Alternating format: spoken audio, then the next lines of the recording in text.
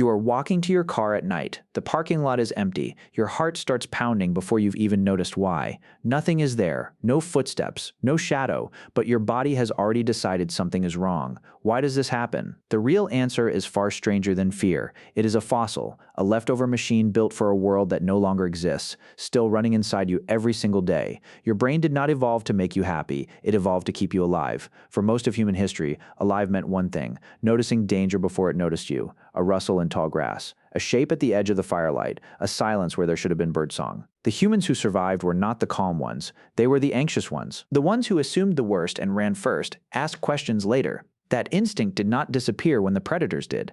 It just found new prey. Neuroscientist Joseph LeDoux spent decades mapping exactly how fear moves through the brain, and what he found changes how you should think about every panicked, irrational moment you've ever had. Deep in your skull sits a small almond-shaped structure called the amygdala. Decode that word, and it just means almond in Greek because that is roughly its shape. The amygdala's entire job is threat detection, and here's the strange part: it does not wait for your conscious mind to weigh in. LeDoux discovered that a threat signal can travel a short, fast route straight from your senses to your amygdala, bypassing the thinking parts of your brain entirely. You feel afraid before you know why you're afraid. This is not a flaw. This is the design. 100,000 years ago, the difference between checking twice and reacting instantly was the difference between eating and being eaten. Hesitation was a luxury your ancestors could not afford. So the amygdala evolved to be a smoke detector, not a judge. It would rather scream 100 false alarms than miss one real fire. Think about that trade-off for a moment. Would you rather flinch at a stick that looked like a snake or ignore a snake that looked like a stick? Only one of those mistakes kills you. Evolution does not care about your comfort. It only cares about that one mistake. This is why you jump at a text message buzzing in a quiet room. Why an unexpected knock at the door tightens your chest before you've even reached the handle. Why a boss saying, "Can we talk?" can ruin your entire afternoon even when the conversation turns out to be about nothing. Your amygdala cannot tell the difference between a saber-toothed cat and a slightly ominous email. To this ancient alarm system, a threat is a threat. Context comes later, if it comes at all, but the story gets stranger, because your ancestors did not just fear predators, they feared something even more dangerous to a social primate: exclusion. For nearly all of human history, you did not survive alone, you survived in a tribe. Being cast out of the group was not an inconvenience. It was quite literally a death sentence. No group meant no food sharing, no protection at night, no one to help you when you were sick or hurt. So natural selection did something remarkable. It made social rejection feel physically painful using some of the very same neural circuitry as actual bodily injury. This is why an unanswered text can gnaw at you for hours. Why a joke that lands wrong in a group chat can replay in your mind at 2 a.m. Why being left off an invitation stings in a way that feels almost bodily, almost bruising. That ache is not weakness. It is an alarm system 20,000 years old, still faithfully doing its job, just aimed at the wrong century. Consider what exclusion actually meant on the savannah. There was no calling a different tribe, no walking to the next town. Beyond the edge of your group lay open grassland, unfamiliar predators, and no one to warn you when the grass moved the wrong way.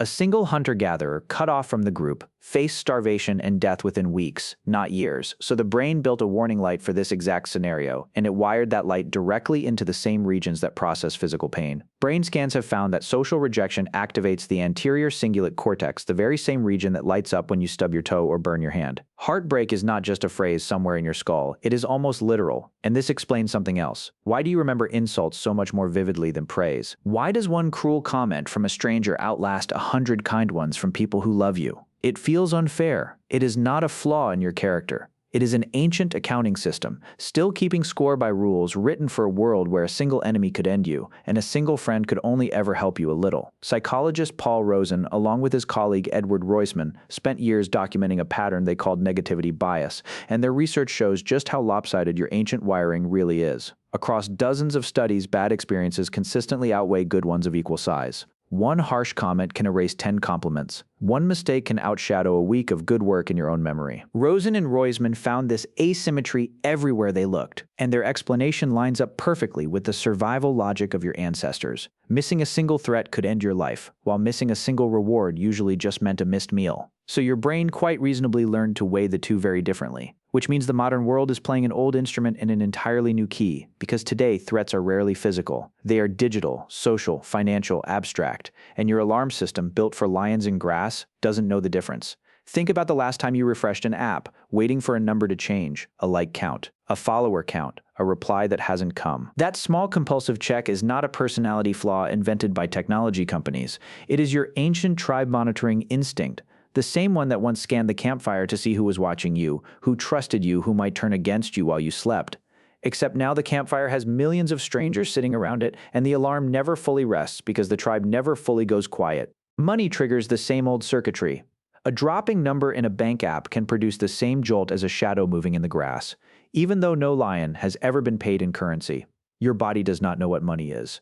It only knows that a resource tied somehow to your survival appears to be disappearing, and disappearing resources once meant a starving winter. So the alarm rings, loud and old, over a problem your ancestors never had to imagine. Here's where the story turns. Biologist Robert Sapolsky, who spent years studying stress in wild baboons before turning his attention to humans, made an observation that reframes everything you've just learned.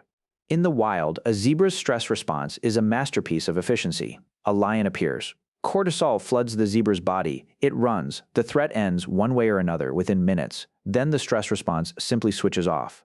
The zebra goes back to grazing beside the very same watering hole where it nearly died, utterly unbothered. You cannot do that. Sapolsky's research points to the uncomfortable truth. Humans are nearly unique in our ability to activate this ancient survival system using nothing but a thought. You do not need a lion. You can trigger the exact same flood of stress hormones by remembering an argument from 3 days ago or imagining one that hasn't happened yet. Your body cannot tell the difference between a real threat and a rehearsed one. The zebra's alarm switches off the moment the danger passes. Yours can run for hours, for days, sometimes for years, powered entirely by imagination. So when you lie awake replaying a conversation or feel your stomach drop before opening an email, you are not malfunctioning. You are a hunter-gatherer's nervous system, wired for a world of lions and tribes, trying its very best to protect you from spreadsheets and group chats.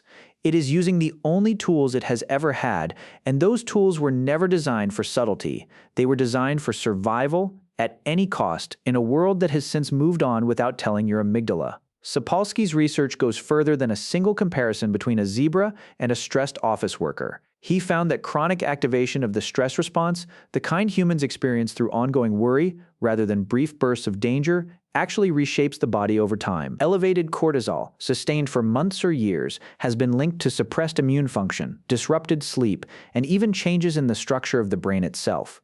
The very system built to save your life in an emergency becomes a slow, quiet liability when the emergency never technically ends.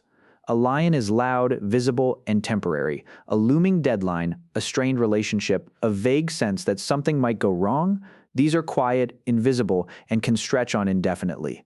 Your body was never given a setting for indefinite. It only ever had two, safe or in danger. The gray area in between, the modern condition of low-grade constant unease, is new territory that evolution never mapped, and so you carry it everywhere, into meetings, into first dates, into the quiet moment right before you check your phone in the morning. A hum of low alert, always slightly on, because somewhere behind your conscious thoughts, a 100,000-year-old guard is still standing watch, still scanning the grass, still convinced that letting its guard down, even for a moment, could be fatal. Knowing this will not silence the alarm. It was never built to be silenced, but it changes what you do the next time your heart pounds over nothing you can name. You can pause, right there in that jolt of fear, and ask a question your ancestors never had the luxury of asking. Is this actually a lion? Or is it just an old alarm ringing faithfully in a world that no longer needs it? Because the parking lot really was empty. There was no predator in the dark, no threat behind you, just 100,000 years of survival, quietly firing off one more false alarm, doing exactly what it was built to do for a world you no longer live in.